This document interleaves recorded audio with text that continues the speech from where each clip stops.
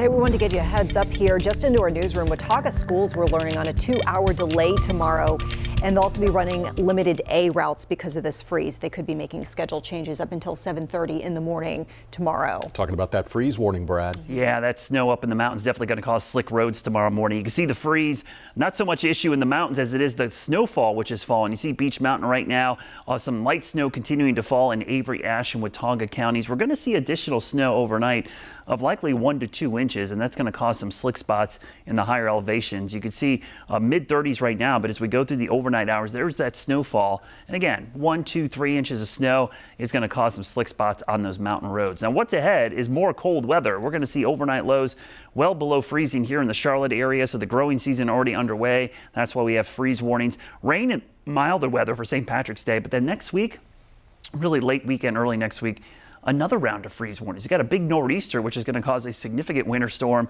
in the Northeast. You see all that snow. Areas that haven't seen a lot of snow, just like us in the Carolinas, it's been a kind of a snow drought this winter. This is the same story up and down the eastern seaboard. So this will be probably one of the biggest snowstorms of the season. And here it is in the middle of March. Now, overnight will drop below freezing, but it's not even the coldest night that I expect this week. It's going to be Wednesday morning and possibly again Thursday morning with some mid and upper 20s. We warm up for Friday, Saturday, but then another cool down behind that next front for Sunday morning and again Monday morning. So gardeners, landscapers, there's going to be several nights you're going to have to take precautions. Hydrangeas, the stuff that's coming up early that you had no control over, you're going to have to cover it up or move it indoors. Hopefully you didn't put the garden in early. If you did, you still have to take precautions. Watering is a great tip to do the day before, the day of, and the night. Water can keep that plant and the surrounding area much warmer overnight. And don't be scared of ice forming, because the process of forming ice, actually to freeze water, you have to remove heat from the water. That heat's got to go somewhere. It goes into the surrounding air in the plant and keeps it from freezing. So it's okay to freeze the water.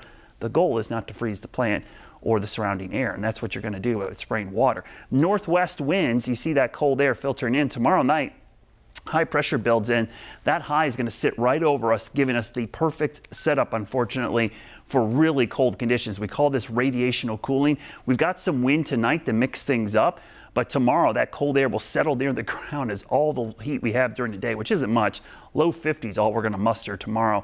And that means tomorrow night will be the coldest night of the week and likely a hard freeze, not just a light freeze, a hard freeze. Now, this doesn't really slow down the pollen that much. The rain helped us out. Pollen levels will be right back up there over the next couple of days, especially in the afternoon as the wind picks up and that sun comes up and we see that warmth. Now, rainfall, the one system we're watching is really on Friday. Not a huge system into Saturday, but Friday night, Saturday morning, that's when we'll see that rain chance as the colder air will be sticking around for a while. You see that cold pattern setting up over the southeast. Here's your Guy Roofing 7-day forecast. We'll show you that cold air for the next several nights, Tuesday, Wednesday, Thursday morning, warming up going into the weekend, but then cool again next week. 10-day forecast shows that cool air could last until next weekend. All right. Thank you, Brad.